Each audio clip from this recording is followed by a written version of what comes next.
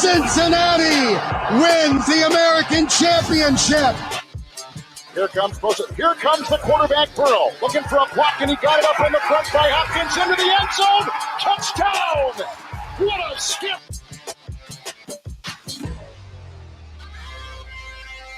As there's a drive in a deep left field by Castellanos, it will be a home run. And so that'll make it a 4-0 ball game.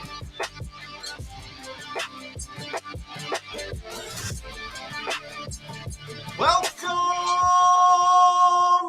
back, fellas. I am Aaron Smith. I got my boys, best producer in the city, Ed Mayhall, with us, and Jeff Howell.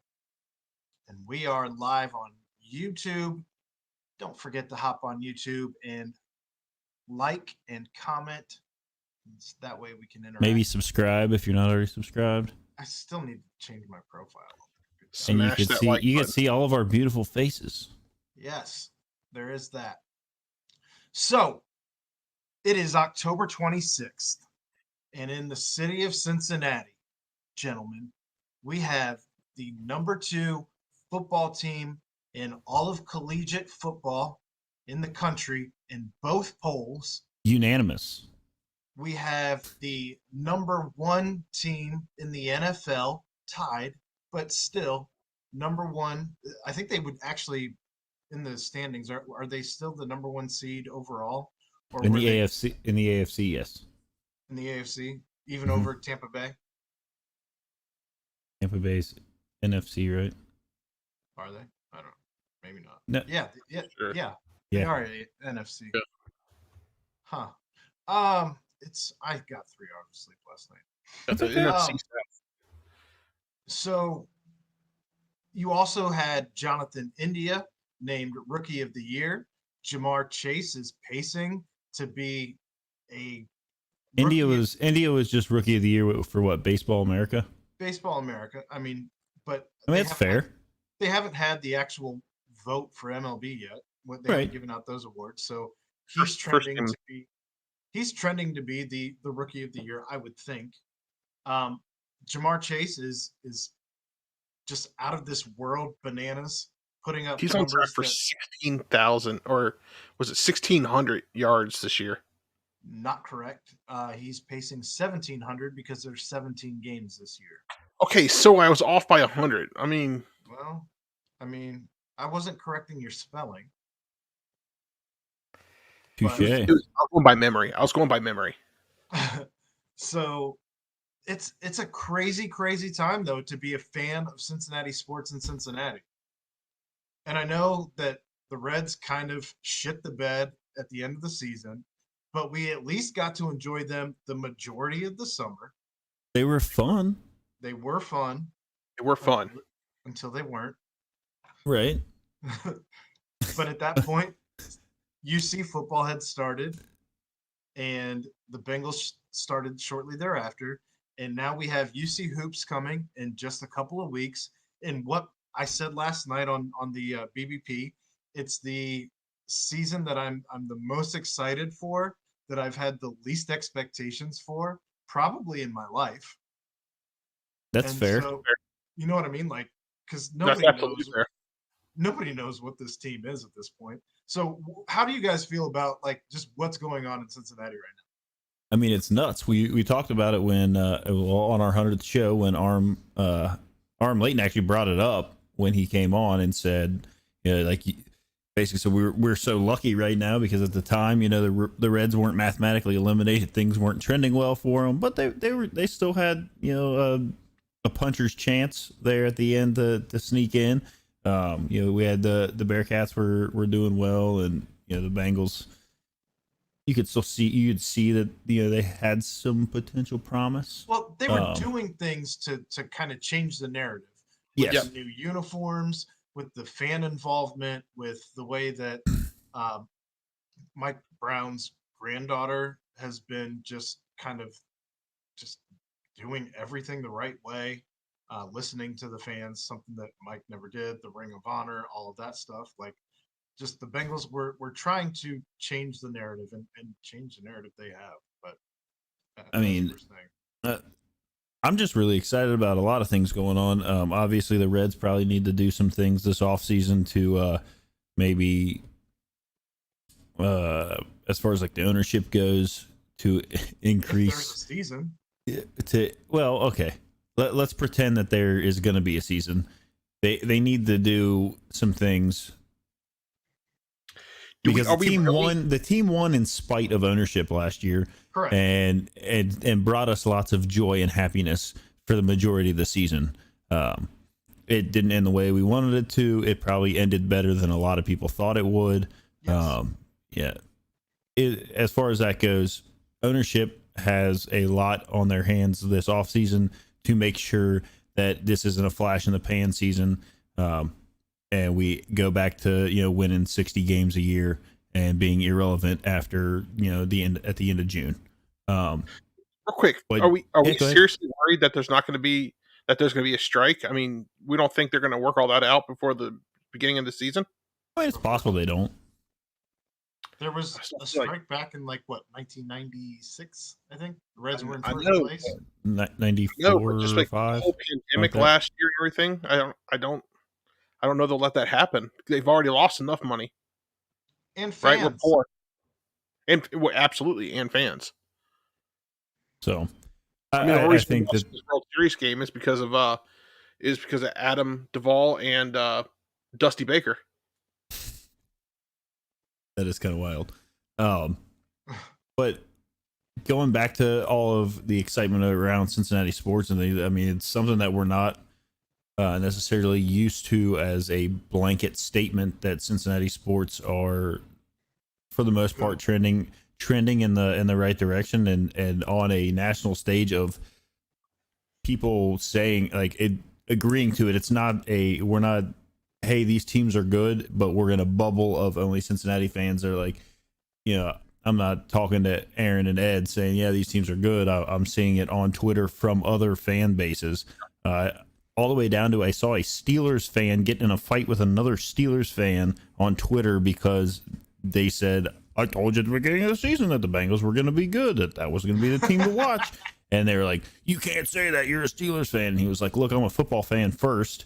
And I wish I had written down his tag because I appreciate the fact that he's a Steelers fan who was like, look, that's a team that is a team that is trending in the right direction. And if you look at all the national talking heads and you look at the guys, this weekend that we're talking about it, they were giving the Bengals respect. And that was even before they put a shellacking on the Baltimore Ravens, which we'll get to in a little while.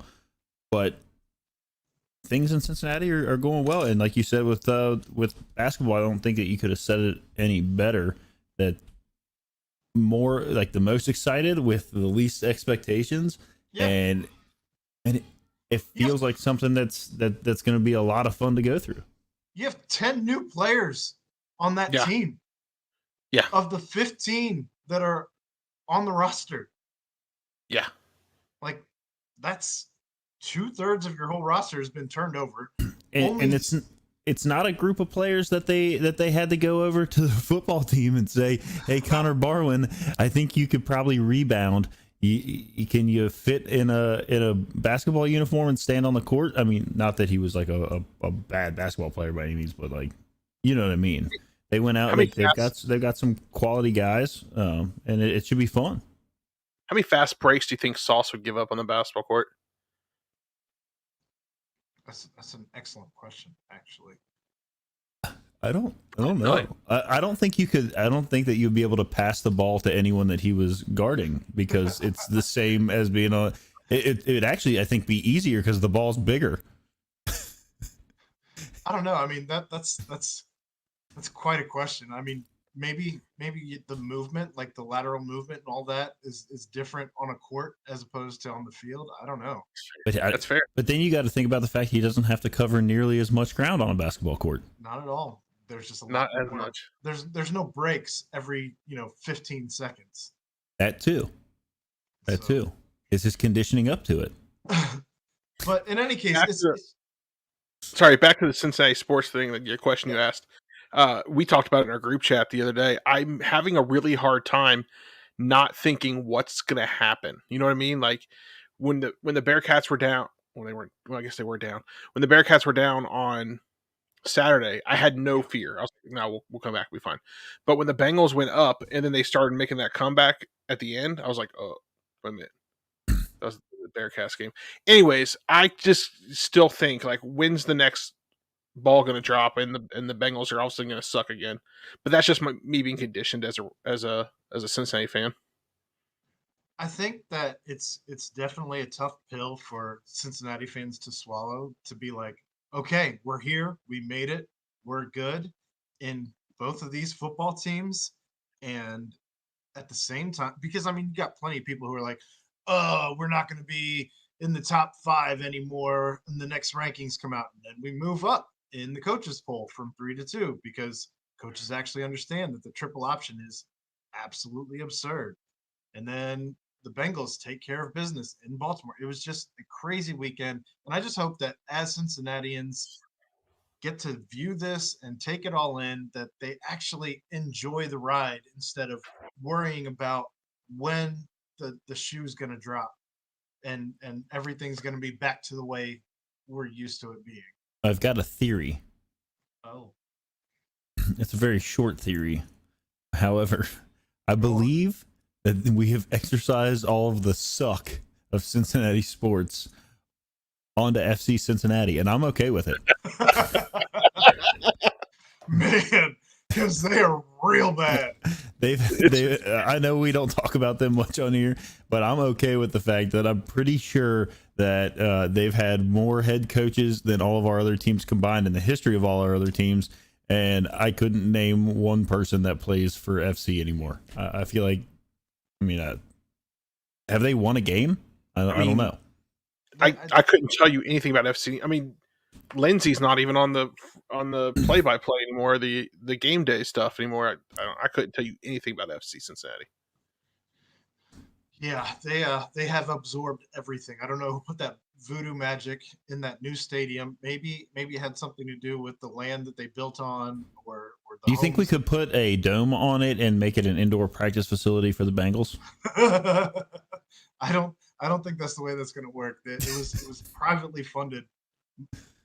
I mean, there's a pretty big overhang there. We can just put some blue tarps up there and we'll be good. I don't think that's how any of that works. But in any case, I just want Cincinnati fans to just take it all in, remember to breathe, and just enjoy the ride, because it's fun as hell. The same as what the baseball season was. Like, even when they sucked at the end, like, we kind of all saw that coming with the way that they just put duct tape on everything throughout the entirety of the season, with, throwing out the relief pitchers that they threw out there. So just enjoy the ride with Coach Luke Fickell at the helm. Enjoy the ride with the Bengals doing something right with, Joe Burrow, Jamar Chase, getting some free agents in here. But transitioning to our first segment, though, I did want to talk about that Bengals game, because what a game that was. Hell of a game. So much fun. Hell of a game. So the Bengals go on to win in Baltimore, and I mean, they won 41-17, just a shellacking in Baltimore. Like, they made them quit. They made them quit. When you take your starting quarterback out, you're quitting. If he's not hurt, you're taking him out specifically so he doesn't end up getting hurt in what you are now deeming a game that you have no shot at winning. You're quitting. And I mean, all about it. And it wasn't just a little bit either. They had Huntley out there. The Ravens had Huntley in the game. He went 5 of 11 for 39 yards. So he was out there for some time. Like, it wasn't just, hey, go out there, hand the ball off a couple times, run the clock out, let's get out of here. They were still actively trying to do things with Huntley. They weren't just rolling over. He threw for 39 yards. It wasn't good. But neither was Lamar Jackson's day, for that matter. On the other hand, you had Joe Burrow going 23 of 38 for 416 yards, 3 touchdowns and a pick. And that is Joe Burrow is the only person to ever go to Baltimore and leave Baltimore with 400 yards and 3 touchdowns. That's it. That's the list. He's the only name on that list. So congratulations to whoever put that tweet together. I think that made its rounds. He was first, second, and third. I think it was the CBS Sports headquarters or whatever. It was fantastic. Simply fantastic. You also had, a little bit of the run game get involved as P. Ryan had that long run that was set up by Jackson Carman. You had Mixon finding the end zone as well. But Jamar Chase, on 10 targets, ended up with 8 catches, 201 yards. His long was 82 yards. He had a touchdown. CJ Uzomah also is having a great bounce-back season after his injury last year that took him out for the majority of the season. And he had his second 2-touchdown game of the season. Can we talk about how I've never seen him without a smile on his face? The dude's just having fun. The happiest dude I feel like I've ever seen in a Bengals uniform, ever. I mean, and that's even with like Chad Johnson. Chad Johnson always seemed like he was happy all the time. I mean, to be fair, every time they pan across the sideline, I just see happiness. They all look happy. None of them are like, the head down sort of thing. They're all like engaged. It's amazing to watch. I mean, I think some of that has to do with the fact that they've only got the 2 losses and they weren't really out of either of those games. So like, it's the overtime debacle of field goals being missed by everyone against the Packers, and then the other one they just decided not to play like the first half of the game. It was the Andy Dalton revenge tour. Right? Andy didn't play that full game, did he? He didn't play the full game. He did get knocked out, but it's still Andy Dalton has not played a game against the Bengals that he has not been on the winning side. So, fair. I mean, he won it last year with Dallas. So, I don't know, man. It's crazy the culture it seems that Zach Taylor has built. I know that a lot of us were ready to run Lou Anarumo out of here shortly after he started. And somehow, he's doing everything right on the defensive side of the ball. They're getting guys like DJ Reader, Trey Hendrickson to come to Cincinnati as free agents, guys that normally we wouldn't get just any given season because nobody wants to go to Cincinnati. And that's all. I mean, we've talked about it here before. I still think that's all the Joe Burrow effect. But how crazy is it that even the national talking heads have all changed their tune, and I feel like it was just a week of apologies this week for all the people who were talking about we should have drafted Penei Sewell over Jamar Chase, and I'm here for all of those apologies. Hey, Greg, we'll take that apology on Twitter. Oh, that's right, because he said Sewell to the moon. When we had our pre-draft show, I think we all actually were Team Chase. Chase. Point for PTP. I'll admit I was back and forth. I think in one I was Team Chase, and the other I was Team Sewell, only because I was worried about the offensive line and actually protecting Burrow. But they've done a pretty good job this year. It was all coverage. I mean, it wasn't all, but there was a lot of coverage sacks last year because you didn't have. AJ Green was not able to stretch the field. He was a shell of himself last year in the games that he did play. And Chase made Marlon Humphreys look like somebody that should be cut from a roster. And he shouldn't be at all. Chase is just he's on another level of just. When he gets that separation, when he gets that jump on him, it's just. There's no stopping him.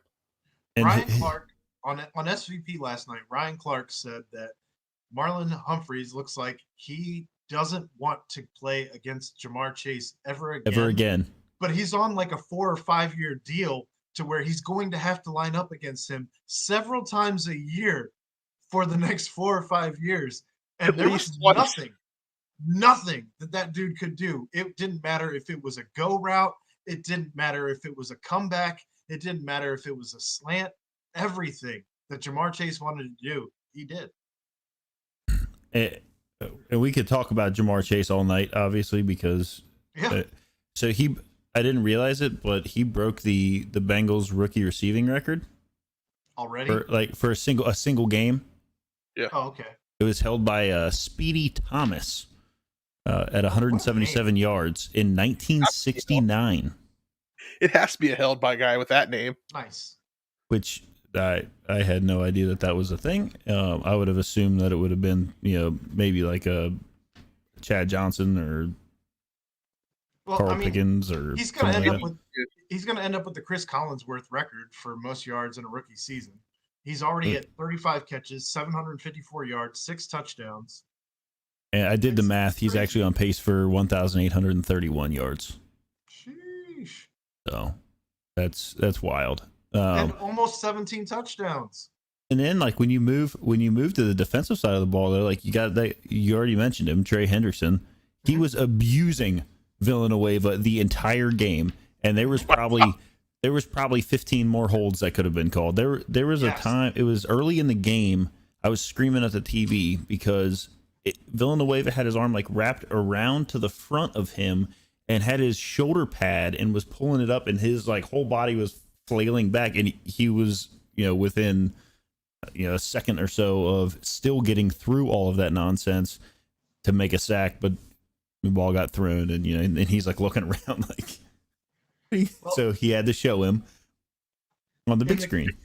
In the comments here, Chad just brought up Larry Ogunjobi. Between Trey Hendrickson, Larry Ogunjobi, and Sam Hubbard, the Bengals had three different defensive linemen with 7 or more pressures on the quarterback in the game. That's absurd.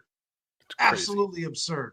And they don't really, and the announcers were talking about it a lot throughout the game. Is like they didn't blitz much. They don't really throw these crazy exotic blitz packages out there, or like do anything special other than line up in front of the guy in front of you and beat him.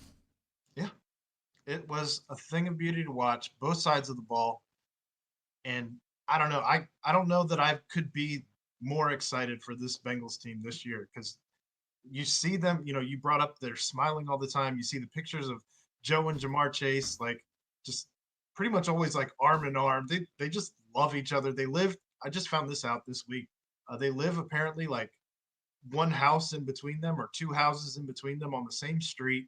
Like, these dudes are best friends, and it's absolutely insane to think that we almost, I don't know that we almost didn't draft him, but that people wanted us to draft somebody else. We bring up how the Bengals kind of, we talked about it in our other chat where like the Bengals are doing things that we don't expect them to do, which is they've spent a boatload of money on defense in the last couple of years.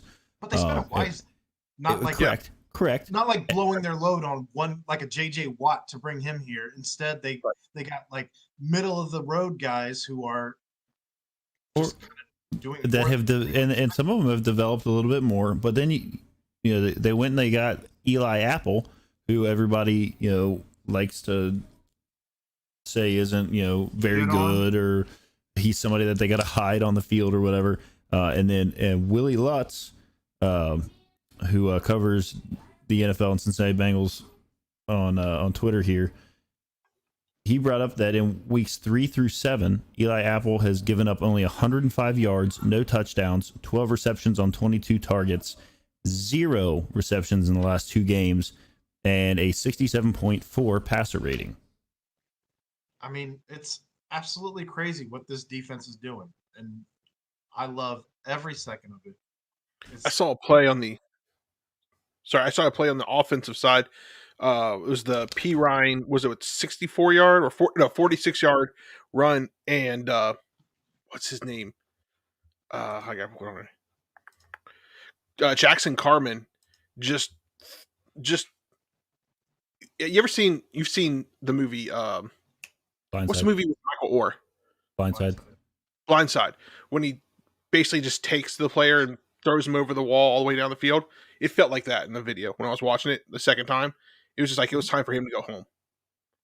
They, You don't usually see that kind of stuff for the Bengals. no, you don't. But a lot of it is like, so they're all, you know, we've touched on it a couple times. They're all feeding off of each other. There's a lot to be said about. Chad says he just likes saying Ogunjobi, but there's a lot to be said about, you know, like people can have their criticisms of Zach Taylor one way or another, and I've got a few that, you know. I still don't know that he needs to be making the offensive play calls, but no. But what I'm getting at is there's something to be said about the fact that he is very clearly not, you know, lost the locker room. He hasn't, you know, he's kind of fortified it that you got everybody together. They all want to, you know, play for the greater good. Like you don't see anybody like pouting that they're not getting, you know, any looks or they're not getting passes or they're not, you know, getting touches. And yeah, a lot of that, you know, some of it has to do with the fact that they are winning. Everyone's rowing in the same direction. They're all, you know, they're all rowing the boat. Exactly.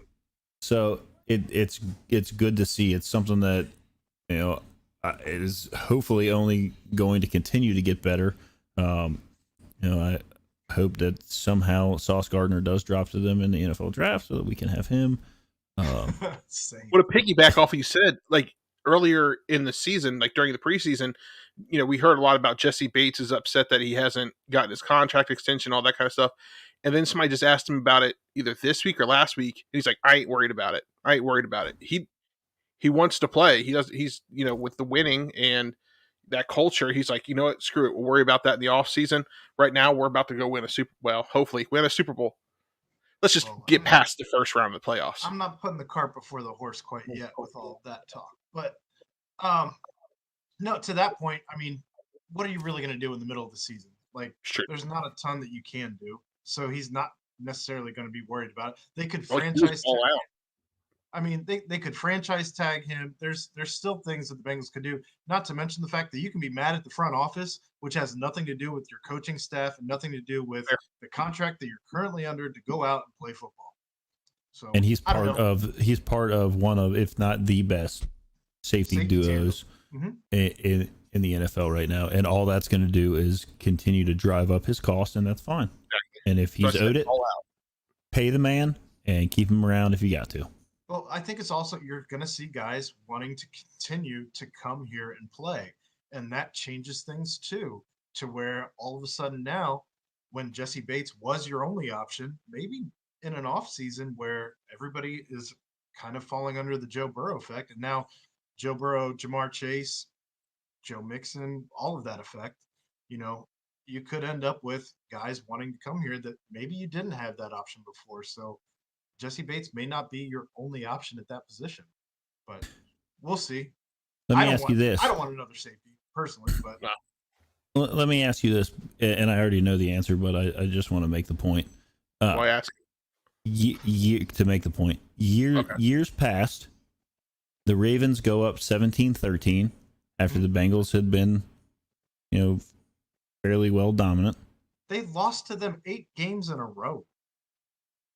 So my question is, in the past, and Ed kind of touched on it as well, in the past, you know, the Bengals go down 17-13, and it's kind of like, oh no, here we go again.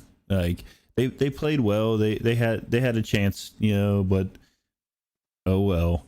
And instead, that was right after halftime as well. Yep. Yeah.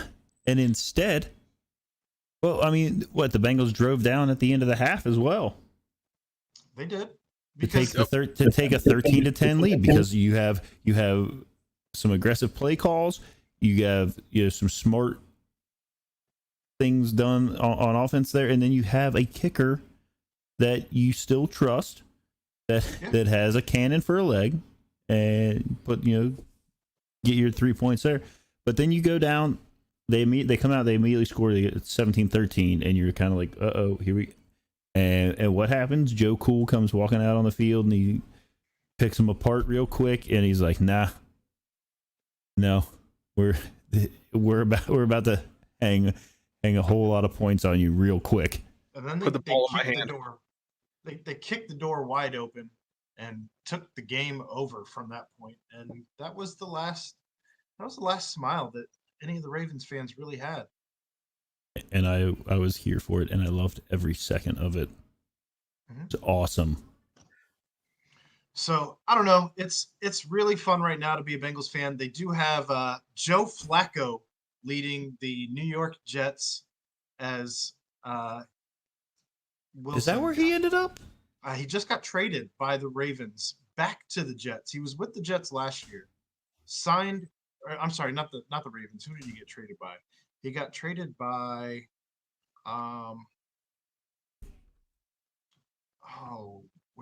Philly. Philly traded him to the Jets as Wilson went down. Zach Wilson, the rookie quarterback for the Jets, he's injured.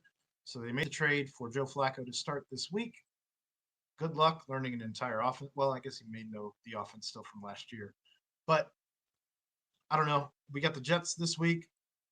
The Jets have been really bad this year, but I don't know. Hopefully we're talking about another win next week where the Bengals stay on top. And as for now, the Bengals are the king in the North, and I think this season's going to be a fun ride. I love that you were waiting to use that. The king of the North? Yeah. That was good. Why wouldn't you? Yeah, well played. Good job. I've got a buddy that's out in California, and it's a big Bengals fan, and he was like, we kind of text during Cincinnati sports times, and he sent me a message like, I'm literally jumping up and down in my living room by myself cheering for this team. He's like, I just find myself like, is it Sunday yet? Are the Bengals going to be on? Like, I need to watch them. Well, if he's in Cali, it's also like kickoff at 10 in the morning out there. Oh yeah. When I was in Arizona a few years ago, I rapidly found out that Monday Night Football starting at 4:00 in the afternoon is like not the same. Yeah, I can't imagine it would be. But that was like a year ago. I mean, the first time I was out there was during football season, and that was 5 years ago. But you're also done with football by like 8:00. Yeah, it's a strange thing. Like, you get up in the morning, you're really excited because you're like, hey, breakfast and football. Although you can do that here too when they play in London. Yeah, but so there was another football game though, and the Cincinnati Bearcats went to Annapolis, Maryland, which happens to be the state that I was born in, by the way. Oh, fun fact. Well, fun fact. I was actually born at a naval hospital in Bethesda, Maryland. But yeah, they definitely struggled more than they have all year long with the triple option that the Naval Academy threw at them. And it took everything the Bearcats had up until pretty much the last defensive play of the game before they sealed the game and got the hell out of Dodge. Grabbed the keys, got in the bus, and left. Foot on the floor. Gone. Right. All gas. No break. Get out of there.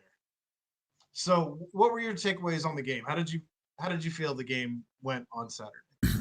I mean, I had some conversations with a couple of people before the game, like, well, leading up to it. The triple option thing always, and yeah, so it's, that obviously that's strictly something that their offense is going to run against your defense. But I feel like it takes up a lot of time throughout the week. Coach Luke kind of talked about it today during his press conference a little bit. It does take up a lot of time, kind of work through how you're gonna approach trying to shut this down. He mentioned like Arquan Bush being on the sideline a lot just because they're not running a lot of the packages with him out there. So even though they threw the ball 15 times, which is outlandish for Navy. Well, Yeah, they got, well, they kind of got to a couple of points where I think they thought maybe they could catch the Bearcats sleeping on some of that. On third down, they sure did. Right. Cincinnati certainly struggled, and Chad's talked about it on Bearcat Journal with all of his Brendel bites, just how much they struggled both with penalties and with giving up first downs on third down and fourth down. And like I had a feeling that there could be a struggle there across the board. It kind of felt like there was going to be a game at some point where they were going to kind of scuffle to a victory, and it certainly was a scuffling. It wasn't the Bearcats that we've seen for the first half of the season here, but they got it done. I would much rather them have this kind of, if you want to call it an off game or a hiccup. I'd much rather have it against Navy than SMU, or having your hiccup or your off game against a team that your C or even D game is going to be good enough to get you out the other side with a W. It was just a wake up call. Yeah, I mean the whole game was pretty much a wake up call. Like, hey, you're not just going to be handed this season. Like, teams have circled your name, especially as you've gone up in the polls. Now you're sitting at number 2 for the first time in program history, and unfortunately, it ended up being a 27-20 game against 1-5 Navy. So yeah, I mean it's certainly it was certainly a struggle, one that you don't want to see on a weekly basis going forward. I really feel sorry for what's coming up for Tulane, because I feel like they're gonna have a get it right game. Yeah, a get right game. Yeah. I believe Tony Pike alluded to that a few weeks ago on the show. Hopefully. And Tulane's starting quarterback, I don't know if he's going to be playing. Well, I mean, this is a Tulane team that played within 5 points of Oklahoma, and if you talk to some people about Oklahoma, they're the next greatest thing. So, well, Tulane's had a real weird season where I thought they were going to be good, and they're not good. But you are in New Orleans on the night, it's a day game, but it's the day before Halloween, so hopefully there's no weird voodoo shit in the water down there. Is that the game that they just flex that game, or was it the Tulsa game that got flexed to like 3:30? It was, I believe, the homecoming game against Tulsa. It is. Okay, you're right. Yeah. There's obviously not a lot of like great and wonderful things we can say, other than the fact that they take Tulane's 1-6, dude. Well, Navy was 1-5. But there's some things we could talk. I know. I guess Cole Smith was hurt. They said that he was injured or had some stuff he was dealing with. Coming into the game, so they knew that they were going to go with. And his name escapes me. The freshman kicker, is it Christian Lowry? It is Christian Lowry. He was one of the kickers, and they also had Alex Bales. Boot the long ball. Yeah, it was ugly. It was certainly not the prettiest of field goals, but guess what? It went between the uprights and over the crossbar and counted for 3 points after what I thought was one of the biggest thefts a referee could do, which was blow the whistle on the Deshaun Pace block return, because I have gone back and looked at it several times, and I think that he stayed in bounds. And I don't care if the ref was 4 feet away from it and I'm thousands of miles away in my living room. I was watching on a big TV. I feel like if you're questioning whether he was in or not, you let the play finish. I thought they were supposed to. And then you go back. Like, I don't know. I mean, the block was phenomenal. I mean, they get through the line like there was nobody in front of him. He gets his big paw up. He blocks it, then catches his own block. And it takes off up the field. it was. I was, obviously, like, if it had been a Navy player that did that, I would have been like, yeah, he was out of bounds, so whatever. It turned out to work out in our favor, where we were able to take the lead going into the half, and that was obviously a big momentum swing because things were looking like they might get a little sketchy. Yeah, but Josh Wiley got the touchdown shortly thereafter, I believe. I think he was the one on that. He had the 3-yard pass. I think that all happened in the third quarter there. Yeah, they got Wiley involved this week, which is good. Yeah, 2 touchdowns for Wiley. Jerome Ford had another big run because that's what he does. Even though they really had nothing going on with the run all game prior to that. They survived. And at the end of the day, a win is a win is a win is a win.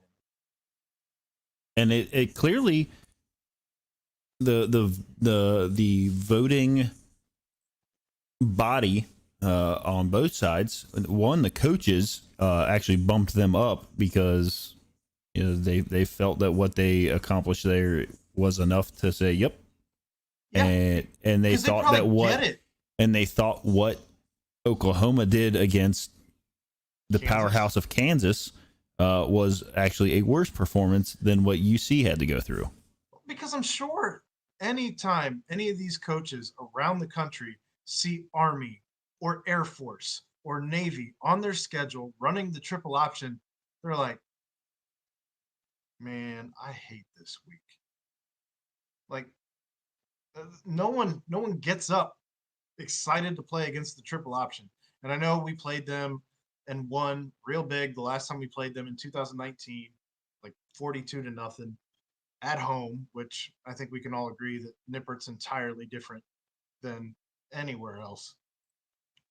But yeah, I mean, it's like I said, they survived. And at the end of the day, while no one really had a fantastic game, especially when you start to look at penalties and all of that, like just happy to get out of there with a win, get on the bus, get on the plane, go home.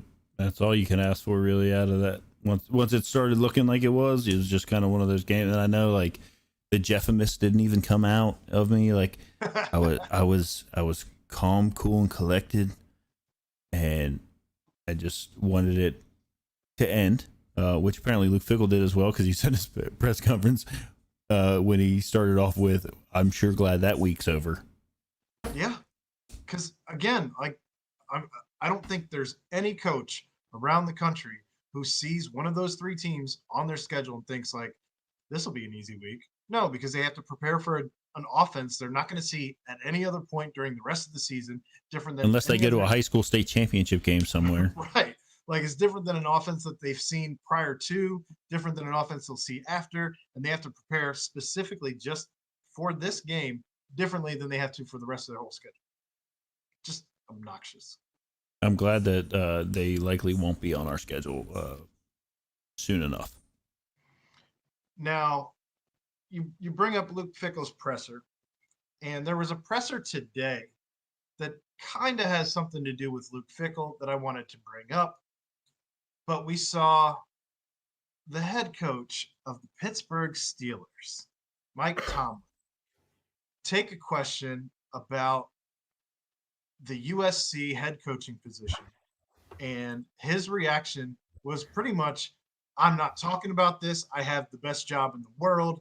I'm not taking that job. You don't ask Bill Belichick or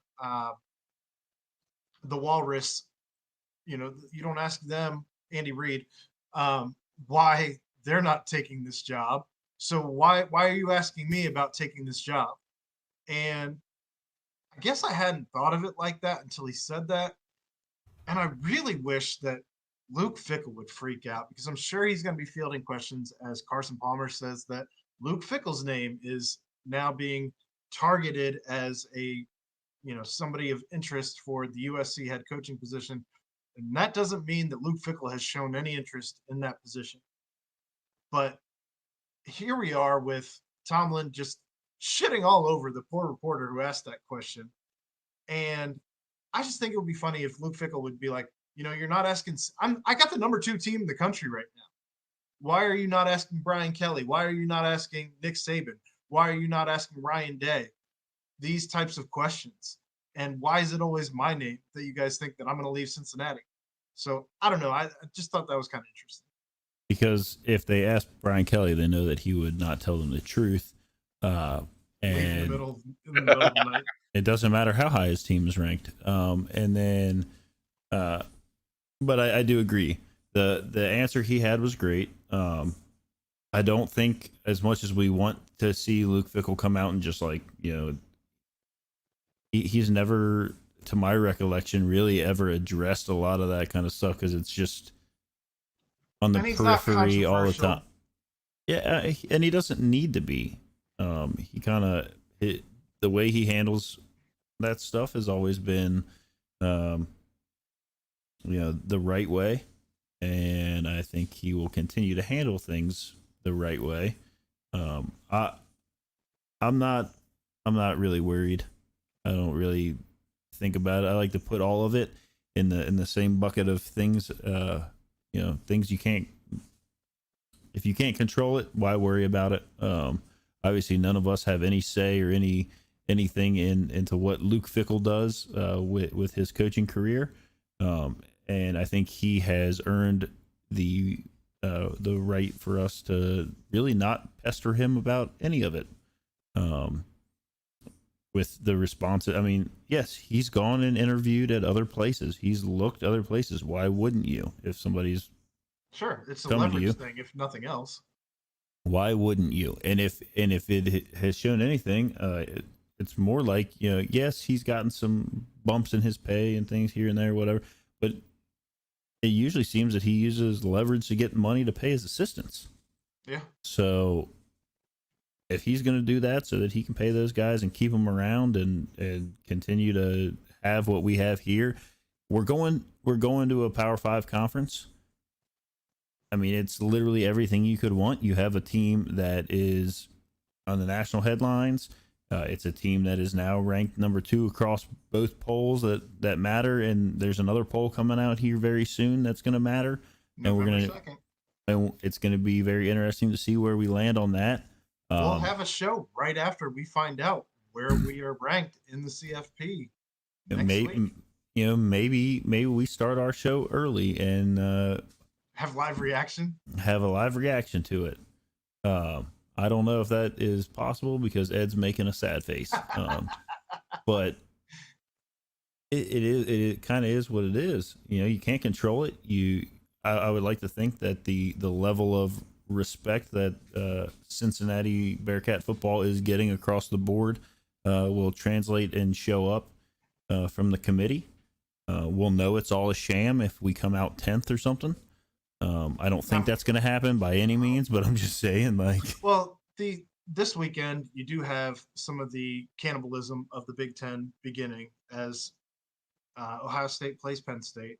Although Penn State did take that L in 9 overtimes last week. So can I just say I didn't know that they changed the overtime rules, and I was hyper confused when because I looked away and I looked back up and I'm like, wait a minute, why are they?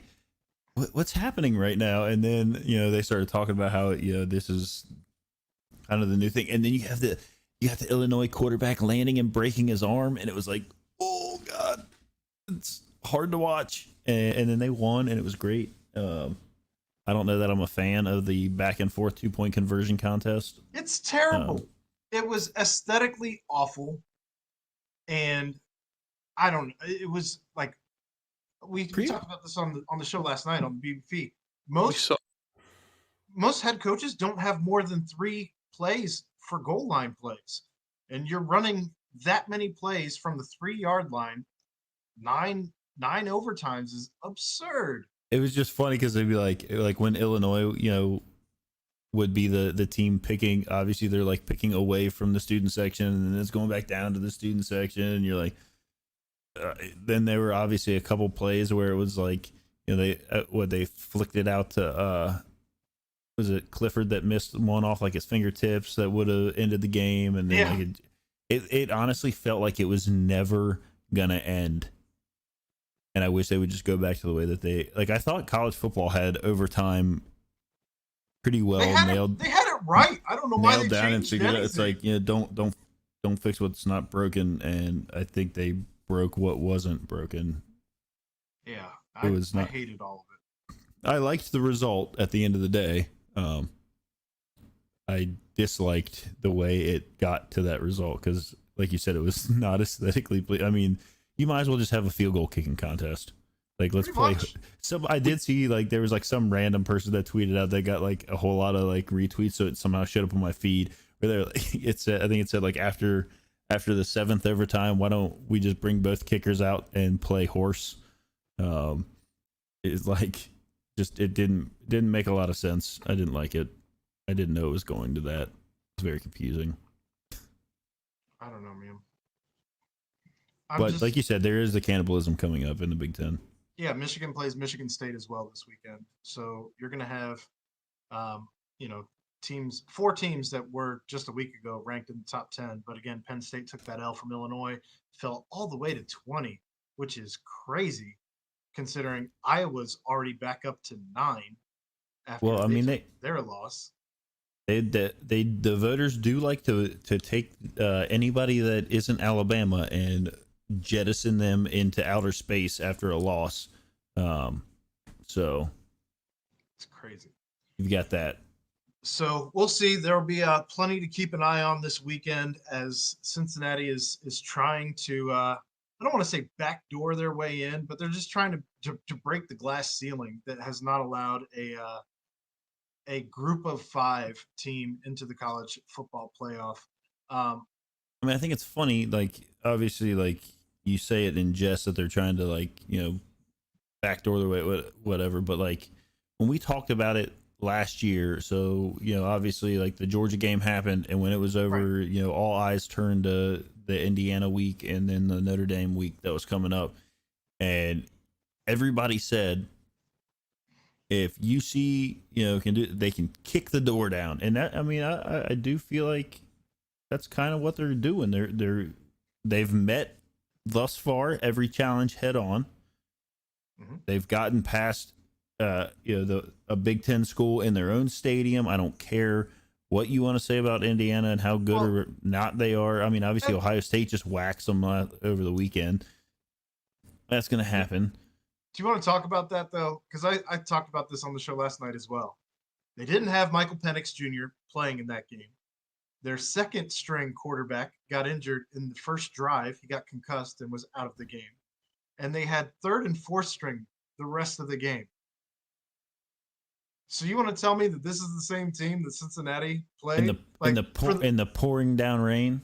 For the Ohio State people banging that drum saying common opponent, we destroyed them. Pretty sure we would have destroyed a third and fourth string quarterbacked Hoosiers team as well. I don't. Yeah.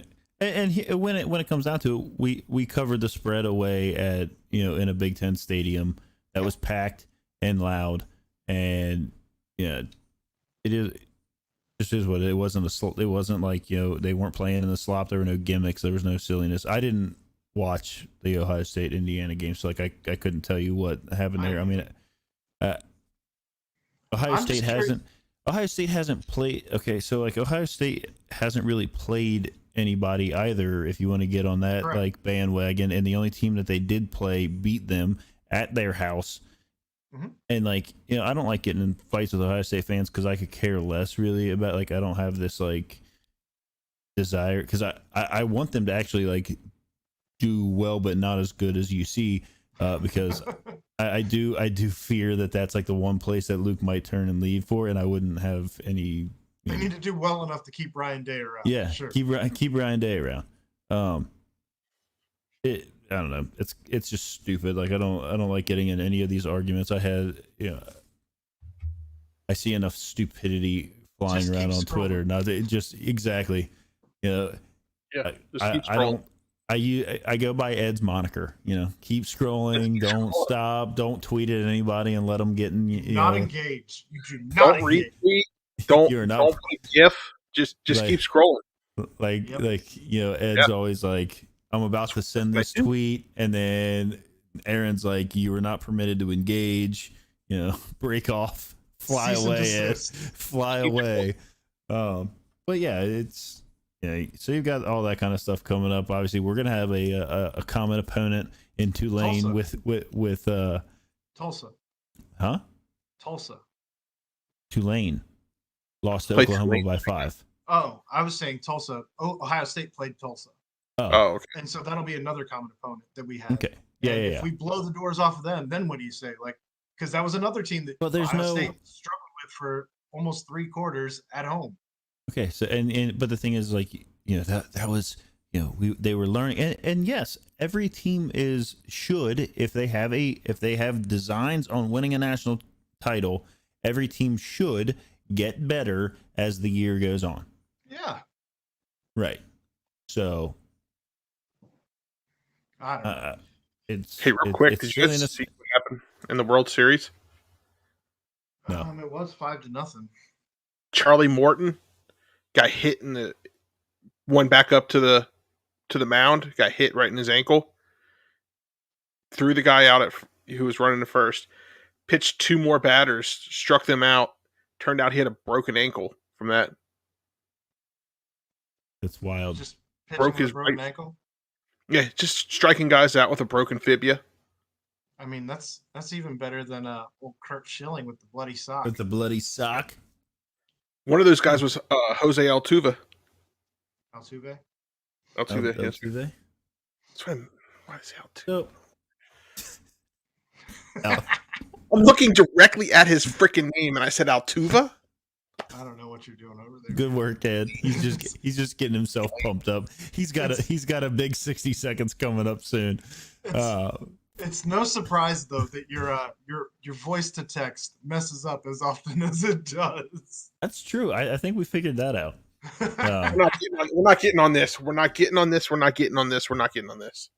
No, but I'm excited for this weekend for the Bearcats to have that get right game, and continue pressing forward with what they need to take care of and what they need to do, and that's, I know Luke hates it, but style points. Yes. They need to stack them up. So one of the things we talked about last night is oh gross, get out of here. No one but you is Team Android. Actually, Chad is also, but one of the things we talked about on the show last night that I wanted to run by you guys is that there was a guy that goes by Hep C on the Bearcat journal boards. Hep Cronin? And it was quite possibly Hep Cronin, who was saying on the boards that he had access and was attending practice. It's on the October open thread or something like that. The October open thread on page 5, I believe.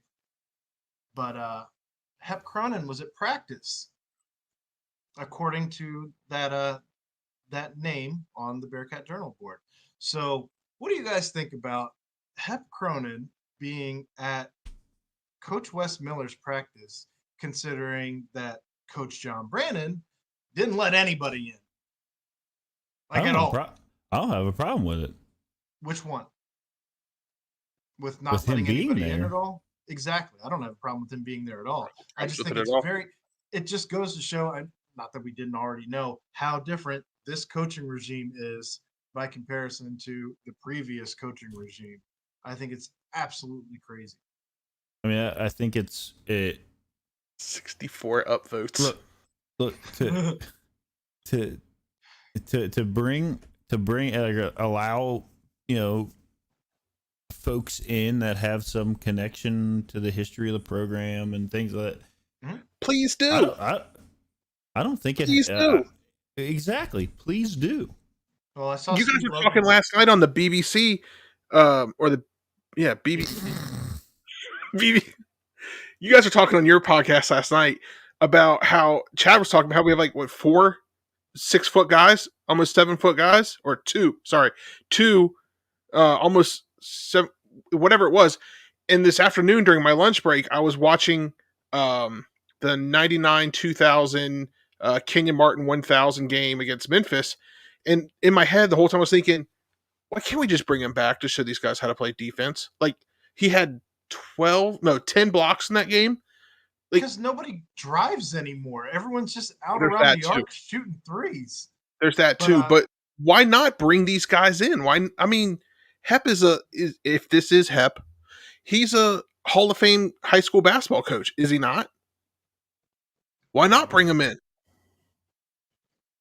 My entire point is just I think it's fantastic that Wes is allowing people into practice with open arms and just still continuing to do just every opportunity he has to make a decision for the betterment of this program. He seems to always make the right decision, and it's just such a breath of fresh air. Steve Logan, I think, was at practice today too, along with Terry Nelson. Yeah, I mean, a lot of Jackson, right? Yeah. I mean, just a lot of that goes back to, likely a lot of the, the stuff that he, okay. Chad confirms it is Hep. He's been a BCJ. Well, he member danced for a around. long He danced time. around it last night, so I didn't know if he wanted me to come out and just say point blank. Well, he's been a BCJ member for a long time. So Well, that's good. there you go. That's good. That's but good. it, Good for Chad on that one, by the way. It's a lot of the it speaks to the culture that Wes Miller wants to develop here and have here, where it's like, look, if you are a part of this program, you're going to be a part of this program for as long as I'm in charge of it. You'll be welcome to come back, and whether it's talk to the players or just be up in the stands, because let's say you bring some of those guys back. Let's say there is a Kenyon Martin, Lance Stevenson, any of these guys. DeMar's around all the time. These guys there.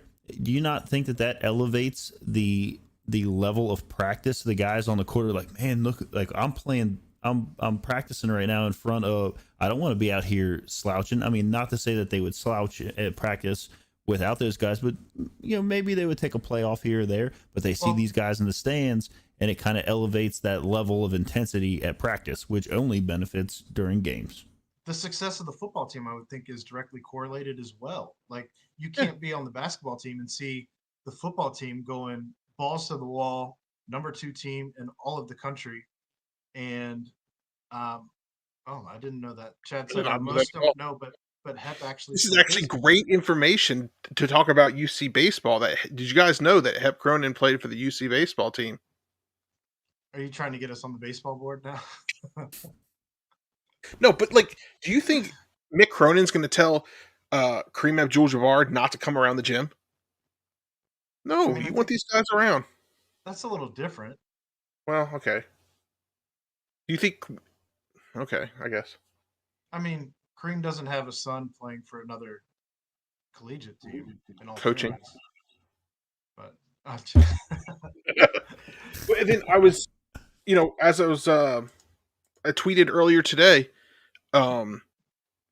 my favorite, the clip from my favorite crosstown shootout that I attended, and Chris Lepore was like, that dude, Jaron Cumberland. I mean, they're even the guys who were just here 2 or 3 years ago, they're embracing that, and they're learning about the culture, and I have to love that. I know Aaron just brought it up, but it's like, a lot of the stuff. I mean, Wes Miller can't be more excited about what the football team is doing, because he can bring those recruits into that atmosphere. And I know we talked about it like a couple weeks ago, I think with Chad when he was on, bringing those guys in to see that atmosphere and be like, you can have that same atmosphere, because those fans will cheer just as hard for you guys on that basketball court and that inside Fifth Third Arena as they do out here on the football field. Well, and how hungry is this fan base? I mean, we opened the show with how good it is that Cincinnati is finally having success. And so you have a very hungry fan base, one that has tasted success under Huggins, under Cronin, And, we never quite got over that hump of, round 2. But, just to have Fifth Third alive and all that, they're hungry. They want to be able to lose their minds and be a ravenous fan base again. That's not an easy. That is also not an easy place to play when it's loud and jam packed with fans. It's and I know a lot. I know a lot of basketball. A lot of basketball places can get loud, but it always seems like it's a few extra decibels inside there whenever that place is jam packed. Do we have the decibel meter back? I don't think so. Man, we need to bring that back. It's not really built for the acoustics, as it's pretty much. They changed it with some of the angles now in the when they redid it, but it was always just a box. Yeah. You came and you played in a box. Pretty much. And I don't know. I can't wait to get back in there, get fans back in there, and all of that. I just can't wait for like the first couple games, just to see the style of play and right. see what we got. And like you said, though, like to be this excited and it's not a knock on them at all to have low expectations, especially coming off of what we came off of and seeing that we've got all the. I know we touching back on old shows again. They got to start at basketball 101, kind of learn each other and learn where each person's going to be and what their responsibilities are going to be outside of what the basic responsibilities of each position are. Most of these guys haven't played together. I mean, you have the 5 that were here last year that did play together. And then you have the guys that Wes got to come over with him from UNCG.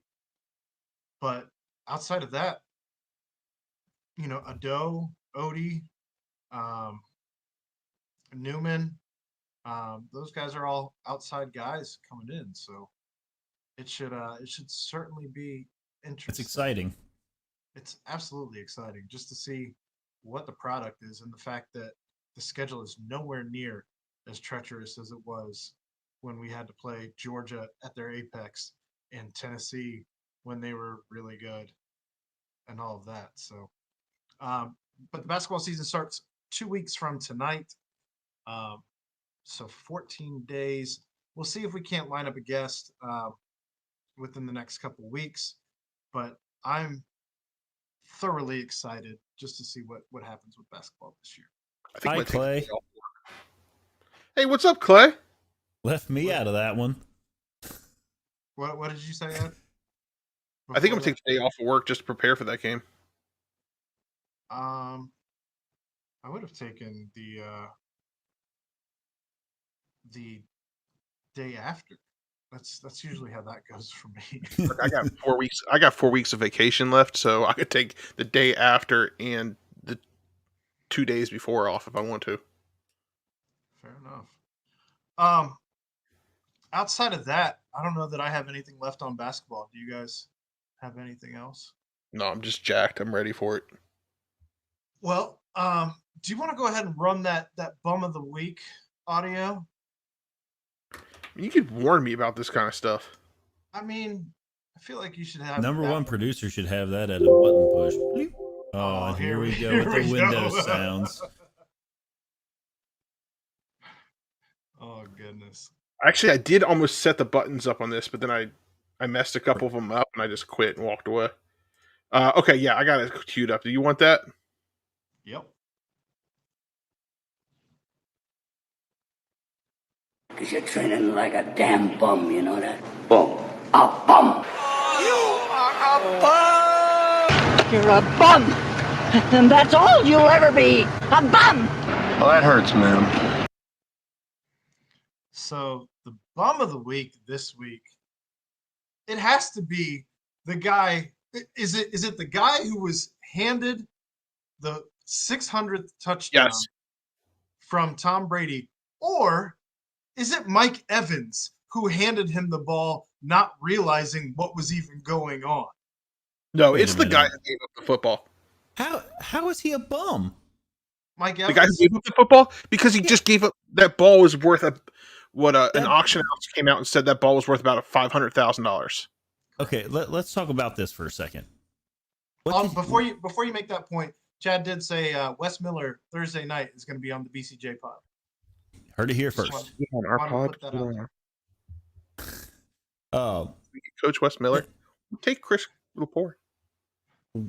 I don't understand why, just because he gives a ball back to a professional athlete that accomplished something that no one else has ever accomplished, why does that make him a bum? That makes him a stand-up dude, and he was compensated very well for it. Compensated very well.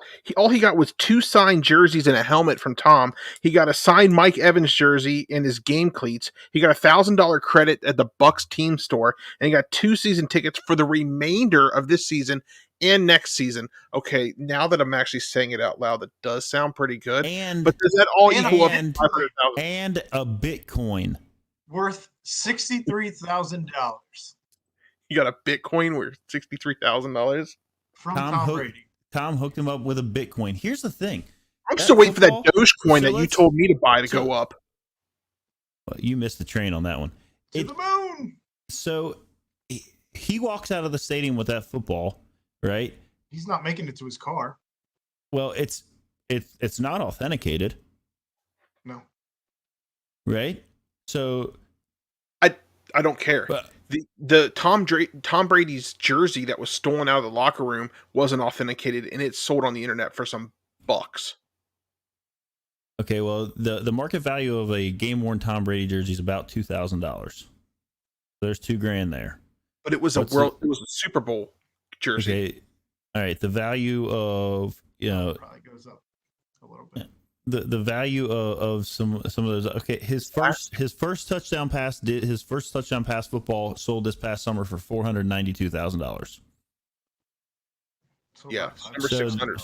So 600 could probably rival that.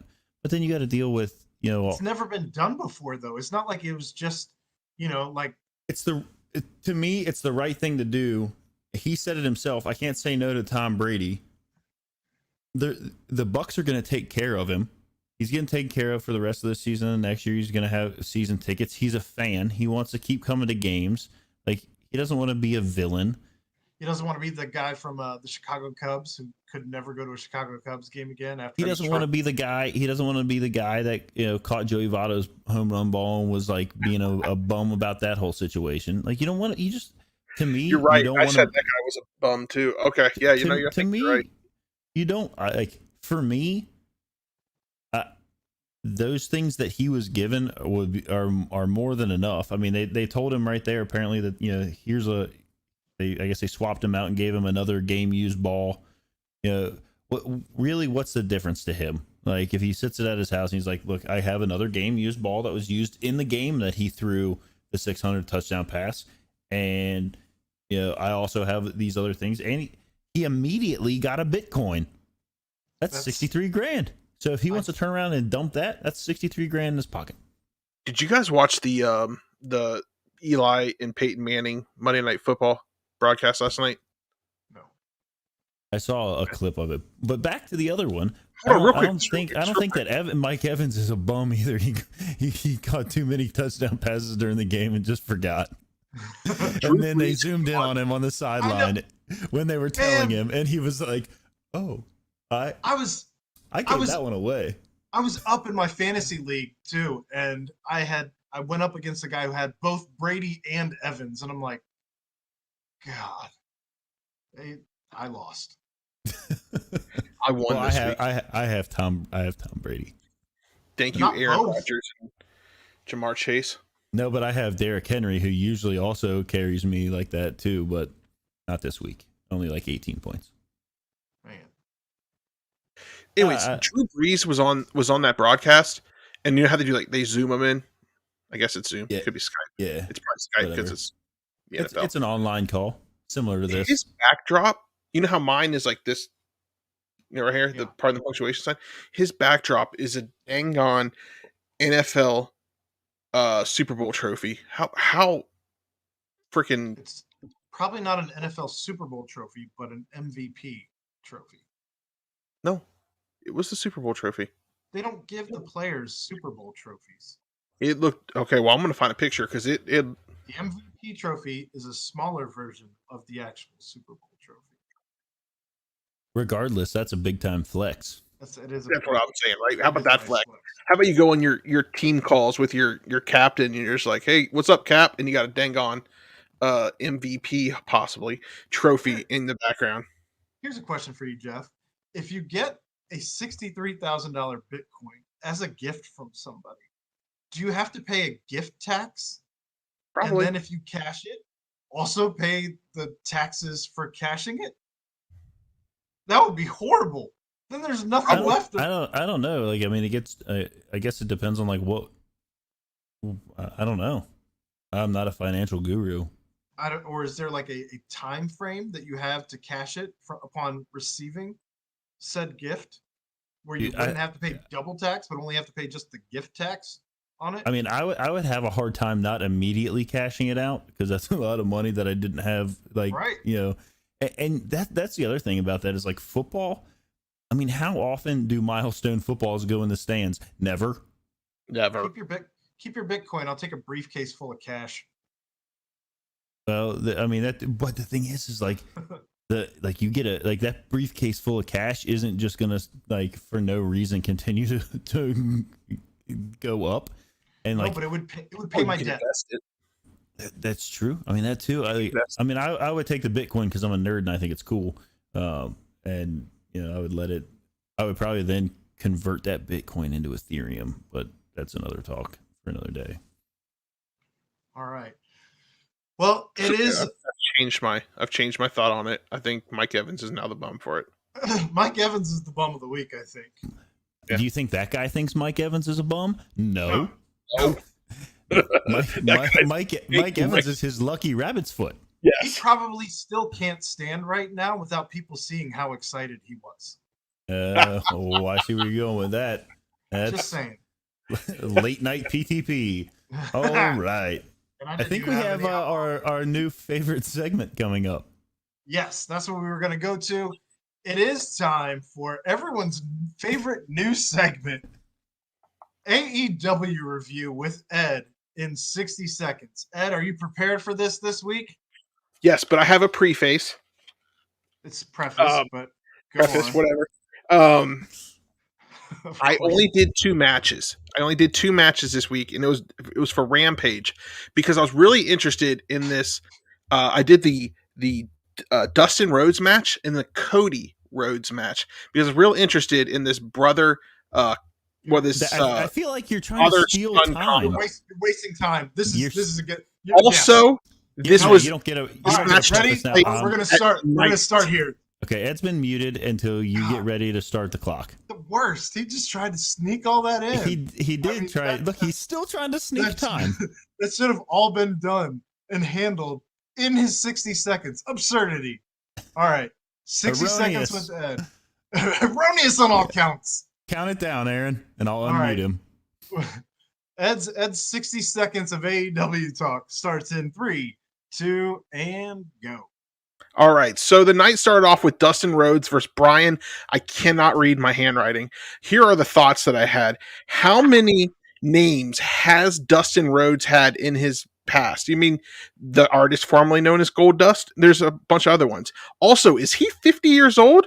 Oh, damn it. There's a Let's Go Brandon sign in the crowd. I guess I asked for that because I asked about signs last week. This is a great match, by the way.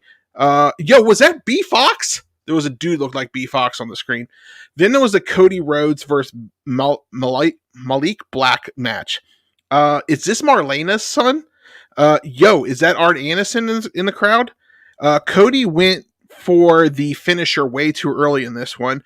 Oh shit, Cody Rhodes is his brother, not his son? I thought it was his son. The security took the Let's Go Brandon side. Why are we still using wooden tables? Why don't we use plastic tables? And also, time. Just shit himself. And that's it, Ed. Ed's been muted? Ed's been muted. I don't think he made it through both matches, and that's fantastic. He really struggled with pronouncing. No, you don't. No, you have 2 more things that are in your back back pocket for next week. What I'm saying is I had 2 more things. I almost made it. I almost made it through the whole thing. I don't want you to ever make it because I think cutting you off is the best part about all of it, especially when you stumble for like 3 seconds just on the word Malik. The name. That was Is a it 20th. Oh, it's Malachi. It's Malachi Black. Damn it. A 20th of your time was spent stumbling over that word. My Malachi favorite part Black. about this segment is Councilman Barnett has to wait all the way till the end. Agreed. But All think right. about it. Gold Dust has had five. No, I'm different not thinking games. about anything AEW outside of your 60 seconds, crazy. Ed. So, Jeff, do you have anything else for this week? No, I'm just excited for where everything's going. It is a great time to be a Cincinnatian, a Cincinnation, a member of Cincinnati, someone who resides in the state of Cincinnati, however the hell you want to call it, the city just north of Kentucky. I don't care. That is not in Kentucky, Sir Yacht. In any case, that was another episode of Pardon the Punctuation. Again, don't forget to hop on YouTube. You can find us, Pardon the Punctuation, on YouTube. Don't forget to smash that like button, hit subscribe, and we'll see what we can't do to try and grow that base as well. But you can get all of our live reactions. You can see the chats as we post some of those as well when you watch the YouTube video. But again, I am Aaron Smith, joined by my buddies Ed Mayhall and Jeff Howell. So for them, that was another episode of Pardon the Punctuation, and we're out. Bye. Ba-dum-bum.